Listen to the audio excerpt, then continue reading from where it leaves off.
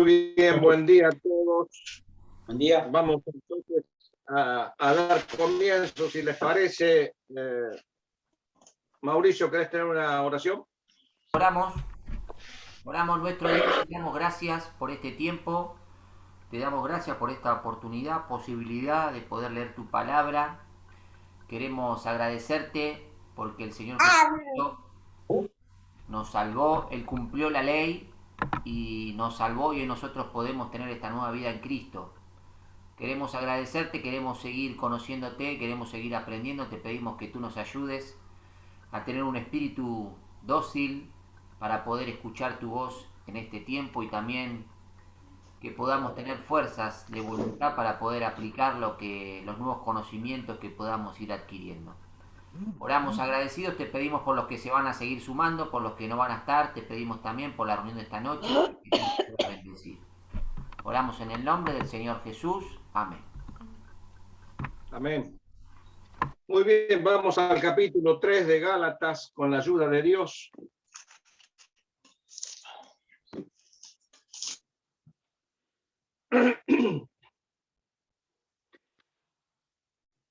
Capítulo 3 de Gálatas, verso 22.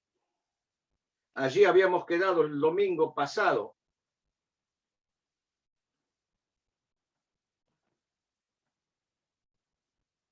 Es uno de los pasajes de la Biblia sumamente clarificadores, sobre todo porque había quienes no habían entendido cómo obraba Dios. Eso siempre nos ayuda a nosotros. Digo esto a manera de introducción. Este es uno de esos pasajes que uno dice, o yo lo digo para mí, son de esos pasajes que hay que tenernos en la mesa de luz. Porque en la mesa de luz solemos tener esos libros y esas cosas que leemos en los momentos, diríamos nosotros, más íntimos de nuestra vida. A veces cuando estamos tristes, a veces cuando estamos pasando por momentos difíciles. Este es un pasaje precioso porque Pablo está diciendo de alguna manera, entendamos a Dios. Dios no se contradice. Es un tema interesante entender a Dios. A veces nosotros los cristianos no entendemos a Dios. Creemos que Dios tendría que actuar como nosotros solemos pensar o creemos que es más provechoso. A veces Dios manda pruebas a la vida. Dice, pero Señor, sácame las pruebas. Yo no quiero estar con las pruebas. Sin embargo, las pruebas tienen un propósito. Así también con respecto a esto de la salvación, un tema crucial, importante, porque de eso depende nuestro futuro, nuestra eternidad. Y lógicamente estaban los razonamientos humanos que no seguían el camino de la Biblia. Dice, ¿cómo? Dios a Abraham le dio la promesa, después a Moisés le da la ley. ¿Por qué no se define Dios? ¿Por qué a uno le da una cosa y al otro le da la otra? Y ahora estamos confundidos. ¿A quién seguimos? ¿La enseñanza de Abraham o la de Moisés? ¿Por qué Dios no le dio las dos mismas cosas? Y la Biblia enseña, hay que entenderlo a Dios. Dios no se contradice. Es maravilloso como Dios obra. Y la fe, como la ley, no son lo mismo, pero no se contradicen, se complementan. Esto es maravilloso porque muestra la armonía de la Biblia, la unidad de la Biblia. Eso es lo que está en tela de juicio hoy. Ustedes saben que el humanismo es una filosofía que en realidad aparece, y algunos dicen que eso es lo que le dio comienzo a la edad moderna. El humanismo, una de las cosas que como filosofía de vida impactó, es que el centro de la realidad espiritual no es Dios, sino el hombre. Eso es lo que se creía en la Edad Media, el teocentrismo. Dios es el centro. De ahí se salió y se dijo, no, el centro es el hombre, así que el hombre puede hacer lo que quiera, el hombre puede pensar, y apareció el pensamiento científico y aparecieron un montón de cosas. El humanismo trajo cosas buenas. Por ejemplo, la valoración del hombre como persona. Perfecto. La Biblia también valora al hombre como persona. Lo que no lo hace es independiente de Dios. Y entonces aparecieron los filósofos humanistas, pero como los principios humanistas son relativos, van cambiando con el tiempo. No es fácil definir el humanismo, pero al fin y al cabo, si habría que resumirlo, el humanismo creyó la mentira de Satanás en el huerto del Edén. ¿Se acuerdan que vino la serpiente astuta y habló en nombre de Satanás, y con que Dios os ha dicho que no comáis de todo árbol del huerto? Y Eva le contestó, dice, no, de todo árbol del huerto podemos comer, pero del árbol de la ciencia y del bien no podemos comer, porque el día que comamos ciertamente moriremos. ¿Qué le dijo la serpiente? No moriréis, sino que seréis como dioses. Esa mentira es la mentira que ha creído el humanismo en forma esencial, que el hombre iba a ser como dioses. Por eso puso en tela de juicio la Biblia, como que la Biblia se contradice, como que la Biblia son relatos aislados. De ahí que empezaron a aparecer a partir del 1500 en adelante, estoy hablando ya, o del 1400, del siglo XIV, grandes hombres como Petrarca, como Erasmo de Rotterdam. Claro que no todos creían el mismo humanismo, como era relativo, cada uno tenía sus cosas. También apareció Maquiavelo, aparecieron tantos otros que hasta el día de hoy sus escritos siguen hablando. ¿Y qué están diciendo? El hombre es el centro y el hombre puede ser como Dios. Porque la Biblia tiene relatos compilados, no tiene unidad. Y entonces aparecieron las hipótesis documentarias. No quiero complicarlos con el tecnicismo, pero al fin y al cabo, no, uno dice una cosa, el otro dice la otra, el otro dice la otra. La hipótesis documentaria dice, no, el Pentateuco no lo escribió Moisés. No, apareció uno, escribió una parte, otro escribió otra parte, otro escribió otra parte, otro escribió otra parte, y apareció el Pentateuco. El Pentateuco no tiene unidad.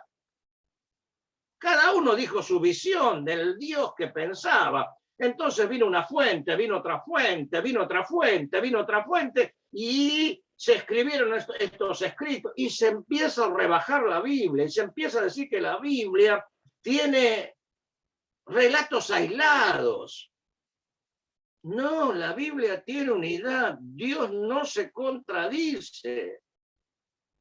¿Cómo que no? Vayamos al caso de Gálatas, el nuestro. Dios a Abraham le da una promesa que la cree por fe, y a Moisés le da una ley que la tiene que cumplir por obras. ¿Sabes que Dios cambia? No, Dios no cambia. No, Dios no cambia, al contrario. Sí, entonces, ¿para qué le dio una cosa a Abraham y otra cosa a Moisés? Porque las dos cosas eran necesarias para que el hombre encontrara salvación. A ver, vamos al argumento. Maravilloso argumento. Hay que seguir la Biblia, no el pensamiento de la gente, ni las cosas que a veces, por las circunstancias que vivimos, nos empiezan a llenar la cabeza. No, vamos al Señor. El Señor se contradijo, no, el Señor no se contradijo. Y acá va el argumento que ya nosotros venimos desarrollando en varios domingos. Por lo tanto, nosotros hemos dicho claramente que la ley en cuanto al pecado hacía tres cosas, ¿se acuerdan? En primer lugar, lo demuestra. Sin una ley, el pecado no se ve como transgresión. Será una falta, pero no es una transgresión. ¿Qué es una transgresión? Que yo paso un límite. Por lo tanto, cuando vino la ley, se vio que el pecado era transgresión. Lo demuestra. En segundo lugar, lo despierta, porque basta que me digan, esto no lo hagas, para que el mal que está en mí quiera hacerlo. Pablo lo explica claramente. Yo no conocería la codicia si la ley no dijera no codiciarás. Pero apenas que vino el mandamiento a no codiciar, tuvo una reacción de la maldad que está en mí. La ley es buena, es espiritual. El problema está con la materia que trabaja la ley. La ley se aprovecha del mandamiento y toma ocasión ¿para qué? Para despertar el pecado. Y finalmente la ley, ¿qué hace? Lo denuncia como pecado. Está clarito el propósito de la ley. Ahora Pablo va a seguir argumentando y ahora vamos a leer este pasaje y va a decir lo que hace la ley con respecto al pecador. Eso es lo que hace la ley con el pecado. Ahora, ¿qué hace la ley con el pecador? ¿Qué hace Cristo con el pecador? Es maravilloso como Dios sabe bien, muy bien, la lucha que hay adentro de nosotros. Cuando éramos inconversos y ahora que somos creyentes, y Dios nos da la libertad en Cristo y nos enseña cómo vivirla. Verso 22 del capítulo 3. Mas la Escritura lo encerró todo bajo pecado, para que la promesa que es por la fe en Jesucristo fuese dada a los creyentes. Pero antes que viniese la fe, estábamos confinados bajo la ley, encerrados para aquella fe que iba a ser revelada. De manera que la ley ha sido nuestro ayo para llevarnos a Cristo, a fin de que fuésemos justificados por la fe. Pero venida la fe, ya no estamos bajo ayo. Pues todos sois hijos de Dios por la fe en Cristo Jesús. Porque todos los que habéis bautizados en Cristo, de Cristo estáis revestidos. Ya no hay judío ni griego. No hay esclavo ni libre, no hay varón ni mujer. Porque todos vosotros sois uno en Cristo Jesús. Y si vosotros sois de Cristo, ciertamente el linaje de Abraham sois y herederos según la promesa. No termina aquí el argumento, nosotros sí terminamos aquí la lectura momentáneamente. Hay toda una terminología rica, interesante, aunque no siempre muy entendida en nuestro tiempo. Vamos a ver si lo podemos considerar. Verso 22.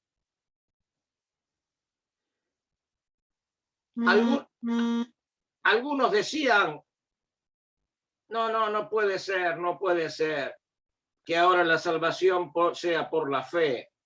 No, si Dios le dio la ley a Moisés, es la ley más creer en Cristo. Pablo dice, no, señores, no es así. La fe en Cristo salva de manera completa y total. Lo explica. Nos dice que la Escritura lo encerró todo bajo pecado. ¿Qué está diciendo esto? La Escritura declaró que no hay justo ni a un uno, no hay quien entienda, no hay quien busque a Dios. Nadie es una persona que puede presentarse ante Dios y le dice, estoy limpio, no tengo pecado. Estoy hablando de la humanidad entera. De ahí, excepto Jesucristo, el Dios hecho hombre. Él no es parte de la humanidad en forma general. Él se hizo hombre, pero él era divino, es divino. La Escritura lo encerró todo bajo pecado. Usa una palabra fuertísima en el original. ¿Qué dice? La Escritura nos cerró de forma definitiva. No hay justo ni a un uno, nadie. ¿Para qué hizo eso Dios? ¿Para condenarnos a todos? No. ¿Para qué lo hizo? Para que la promesa, que es por la fe en Jesucristo, fuese dada a los creyentes. Nadie está sin pecado y nadie se puede salvar a sí mismo. por lo tanto doy un medio de salvación que es para todos igual. ¿Qué es? Confiar por la fe en la promesa dada a los que creen en Jesucristo. ¿Y para qué Dios le dio la ley entonces? Hubiera evitado todo eso. Verso 23. Pero antes que viniese la fe, ¿cómo antes que viniese la fe? Hay que entender la frase. Antes que viniera el mensaje de justificación por la fe en Cristo, porque en el Antiguo Testamento había fe. Abraham era el padre de la fe. No está hablando de la fe como creencia, está hablando del mensaje del Evangelio que se centra en la justificación por la fe. Pero antes que viniese ese mensaje, ahí está el Salvador. ¿Qué pasaba? Verso 23, pero antes que viniese la fe, estábamos confinados. Interesante palabra. Bajo la ley, encerrados para aquella fe que iba a ser revelada. Así que Pablo está explicando, dice, aquí hay un propósito que tenía la ley. La ley Dios no la dio para que suplantara a la promesa. La promesa era completa y era en la fe para los creyentes. ¿Qué hizo la ley? La ley fue algo que nos confinó. ¿Qué hizo? ¿Qué es la confinación? La idea de la palabra es nos tenía bajo guardia, nos puso ahí bajo guardia. ¿Qué hacía la ley? La ley al pecador lo confina, lo encierra bajo pecado, le muestra que es un pecador. Si el hombre no se ve pecador, jamás va a ir al Salvador. Si no ve que lo necesita, ¿para qué va a ir? Hace poco tiempo, creo que les conté, estaba aquí un vecino, me acerqué para hablarle del Señor, está con una enfermedad terminal, y me dijo, no, yo no necesito de Jesucristo. No. Déjame que termine la vida así. Si yo no lo necesité para vivir, tampoco lo necesito para morir. Perfecto. Él no se ve pecador. Cuando la persona no se ve pecador, nunca va a ir al Salvador. Es como si usted no se reconoce enfermo, ¿para qué va a ir al médico? La ley, Dios la dio para que nos viéramos como estamos. Quiere decir que la ley no suplantó a la fe, sino que fue algo que Dios lo dio para que nosotros nos viéramos como pecadores.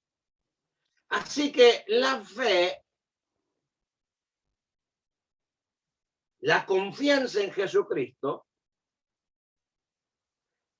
es el resultado de que la persona primero se ve pecador y que no se puede salvar a sí mismo, entonces va al Salvador. La ley confina al pecador y en segundo lugar, una vez que lo encierra y le muestra que es pecador, lo conduce a Cristo. Segundo propósito de la ley, primero confinar, segundo conducir. Miren ustedes, verso 24, de manera que la ley ha sido nuestro ayo. Palabra rara para nosotros, clara para ellos, que es un ayo, un pedagogo. Si lo traducimos ahora, aunque ustedes saben que las palabras no tienen solamente etimología, sino que la palabra tiene uso. La palabra en realidad griega no es pedagogo, pero yo no sé mencionar el griego, por lo tanto no hablo en griego, porque puedo hacer el ridículo, pero sí entiendo el significado. La palabra pedagogo en el original viene de pais, niño, hago conducir. ¿Qué era el pedagogo? Uno que conducía al niño. Ahora el pedagogo o la pedagogía es más que conducir al niño, es enseñarle. El pedagogo de la época de la Biblia no era el maestro. Era uno que lo conducía a la escuela y lo traía de vuelta a la escuela. El pedagogo era uno que formaba parte de la vida doméstica de aquel tiempo. Podía ser un buen siervo que el padre le decía, cuídame al chico hasta que el chico sea mayor de edad y se sepa conducir. Llévamelo a la escuela y traerlo. Fíjate que respete, que no le falta respeto a nadie. El pedagogo era estricto, era duro y era un conductor. Pablo dice, eso fue lo que la ley nos confinó y nos mostró, estás encerrado bajo pecado. ¿Qué? Nos condujo al Salvador. Ese es el ayo. Si la persona no quiere ir al Salvador, la ley cumple su tercera función. Primero confina, muestra el camino, conduce a Cristo. Si la gente no quiere ir a Cristo, la ley condena. Sos un pecador.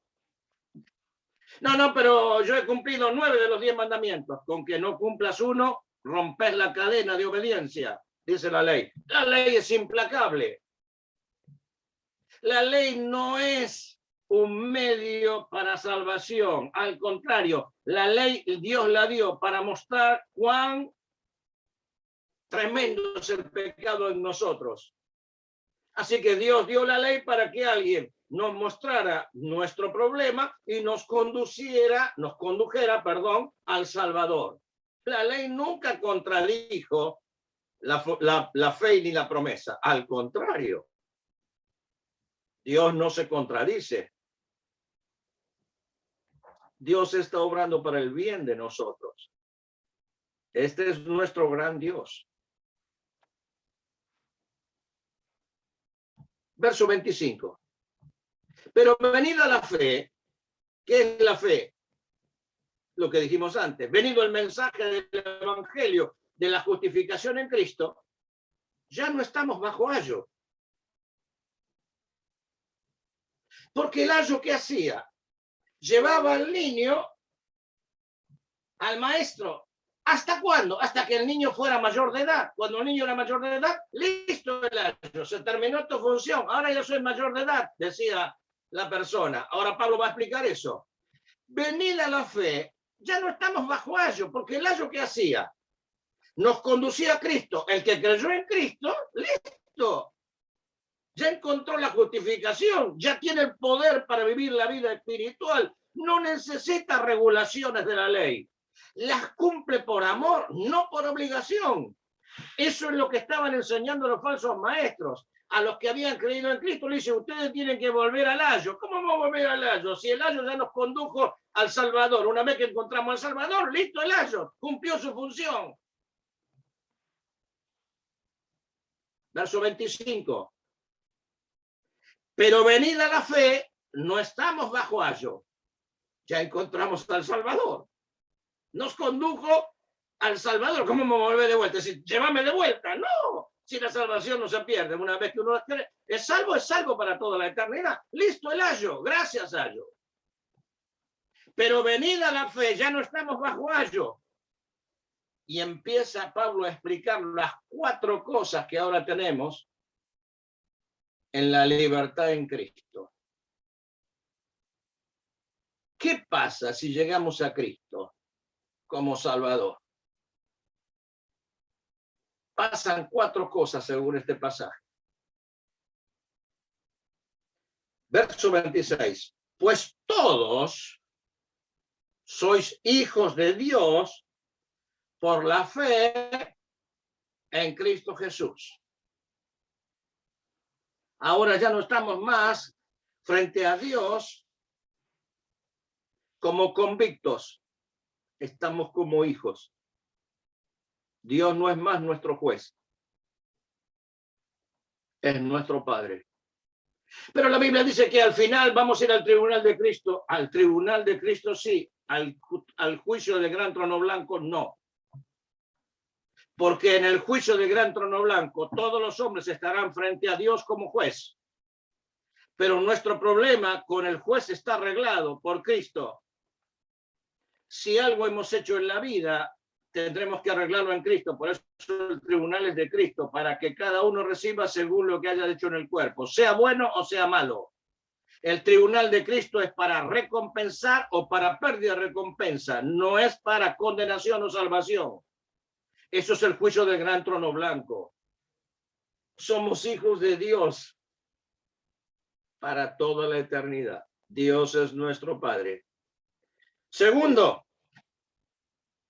verso 27. Porque todos los que habéis sido bautizados en Cristo, de Cristo estáis revestidos. ¿De qué bautismo habla? de haber sido metidos en Cristo. Está hablando de salvación. Por lo tanto, no está hablando del bautismo en agua. El bautismo del agua no salva. El bautismo del agua es importantísimo que todo creyente se bautice. El bautismo en agua es un acto simbólico, es un acto de identificación. Tengo a Cristo en el corazón. Entonces, porque ya soy creyente, me bautizo. Este bautismo que está hablando es ser metido en Cristo, de lo cual el bautismo con agua es una figura. Pero aquí está hablando de la esencia. Habéis sido bautizados en Cristo Jesús. Por lo tanto, de Cristo estáis revestidos. Una palabra compuesta. ¿Qué es revestidos? Metidos dentro. Por eso aquel que está en Cristo, nueva criatura es. La primera resultante de la fe en Jesucristo es que no somos hijos de Dios. No todos son hijos de Dios, todos son criaturas de Dios. Solo los que creen en Cristo son hijos de Dios. Los judíos creían que eran hijos de Dios. Y el Señor Jesucristo le dijo, vosotros sois de vuestro padre el diablo. Nosotros no somos nacidos de fornicación. Un padre tenemos que es Dios. Si vuestro padre fuese Dios, o si vuestro padre fuese Abraham y por ende también hijos de Dios, al creer en el padre de la fe Abraham, las obras de Abraham haríais. Vosotros sois de vuestro padre el diablo y los deseos de vuestro padre queréis hacer. Él ha sido homicida desde el principio y no ha permanecido en la verdad porque no es verdad en él. Cuando habla mentira, de suyo habla porque es mentiroso y padre de mentira.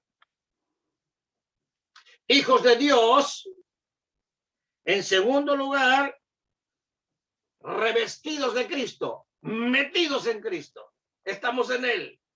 Qué buen lugar. Qué buen lugar estar en Cristo. Tercera resultado. 28. Ya no hay judío ni griego, no hay esclavo ni libre, no hay varón ni mujer, porque todos vosotros sois uno en Cristo Jesús.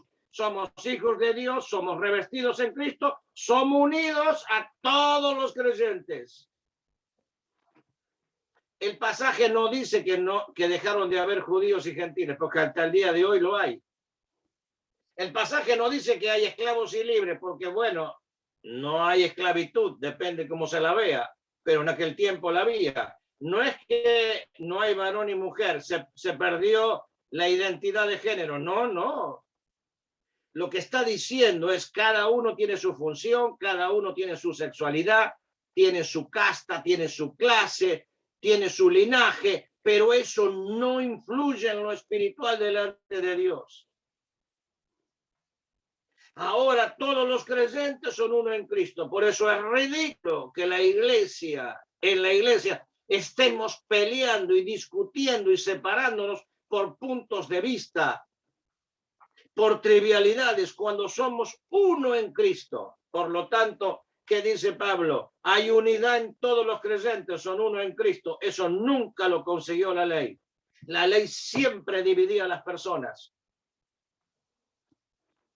No porque la ley fuese mala, sino porque algunos querían vivir respetando la ley y otros rechazaban la ley. Nadie la cumplía 100%, pero al fin y al cabo la ley nunca trajo unidad, Cristo sí. Cuarto resultado y terminamos.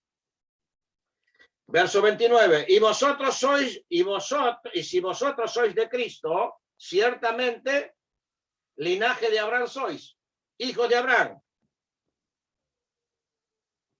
Y herederos según la promesa. Cristo nos hizo hijos de Dios, nos revistió de su persona, nos unió con todos los creyentes y nos hizo herederos. Somos herederos. La ley no hacía heredero. Cristo sí. Qué bueno que fue el argumento. Lo que la persona tiene en Cristo y lo que la persona tiene en la ley. En la ley está confinado y conducido hacia el Salvador si no hay condenación.